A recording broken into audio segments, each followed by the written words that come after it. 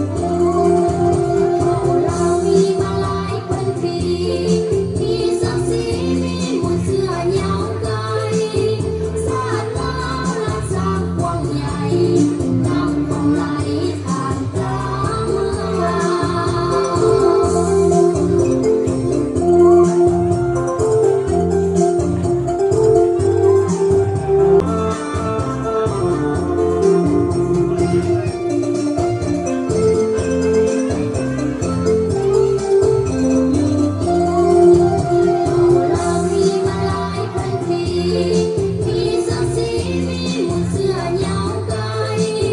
ศาสนารักษากว้างใหญ่นำลงไหลผ่านกลางเมือง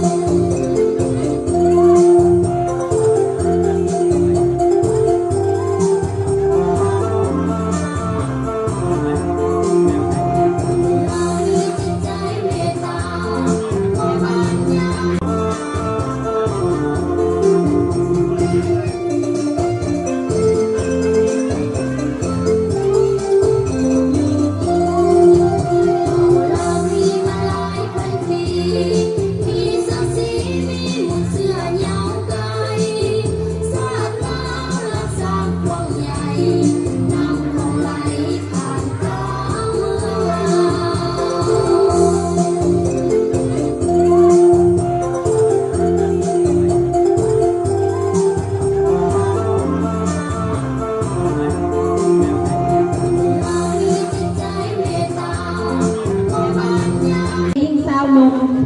ที่นับถือเฮียนขนาดในการเฮียนทั้งสองเฮียนนักแทนบรรดาแขกครูอาจารย์และน้องนักเฮียน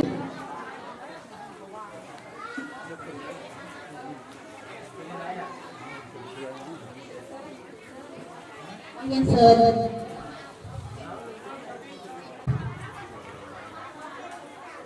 เนาะขั้นแตกปัญหาขั้นแตกเนาะ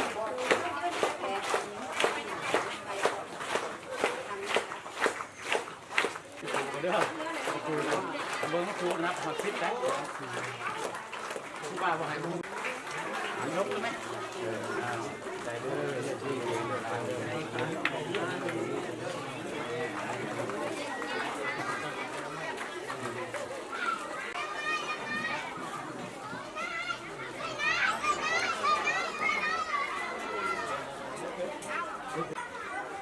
ตั้งอยู่ระหว่างกลางของสองวัดคือบ้านพุทธดุงและบ้านดงบุกยางนครไกรสอนเป็นสวรรณทิตมิเขตมิขอบเขตทับนักเรียนสามวัดคือดงบุกยางพุทธดุงมีโรงเรียนอนุบาลติดเป๊ะมีประชากรทั้งหมด3,530 คนยิ่ง1,780 คน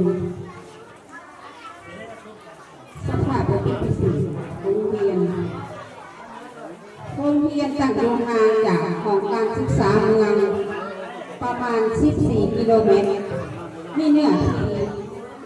5,600 กิโลเมตรมีอาคารใส่ได้ของอาคารเรียนเทศหอใส่เป็นของการเงินหอโรงเรียนเป็นมิตรทางมีน้ำประปา มีไฟฟ้าใส่สะดวกระยะทางมาโรงเรียนที่ตักเรียนไกลสุด3 กิโลเมตรมาโรงเรียนโดยการงานเอาเป็นท่านผู้แห่งชาติโดยได้ออกกำลังฉบับที่133ทับยนลงวันที่28 เมษายน ปี2564ที่ได้กำหนดไว้ในกฎหมายการศึกษาประชาชนลาวนั่นโดยในทุกครั้งได้ระเบิดขึ้นอยู่เวียงจันทร์การต่อสู้ในดำเนินไปอย่างมุ่งแน่นผู้ทำได้ถือพลังจับและนำตัวไปอังผูกไปหลังที่ลักษณะคือคอยไปลดตัวเป็นผู้เป็นงานขึ้นมาการต่อสู้ของประชาชนบรรดาพระองค์เพื่อการกับดักที่ไม่ภาคพื้นแห่งโลกตะเวนตกตะเวนออกและจากการทุบดอกuntuk misai hai ua hai kuda tung rue ngan sai tuan kita pakai warna tua bundia kita pasca tung ini man kusu kudu kita buhen sa itu ni berdaya sama betul-betul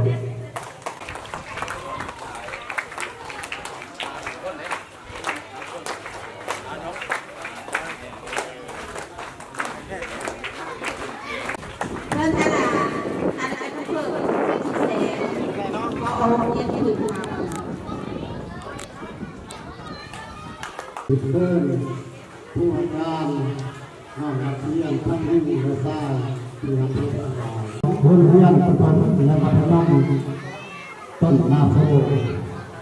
ข้าพเจ้าผู้สุดเป็นเกียรติ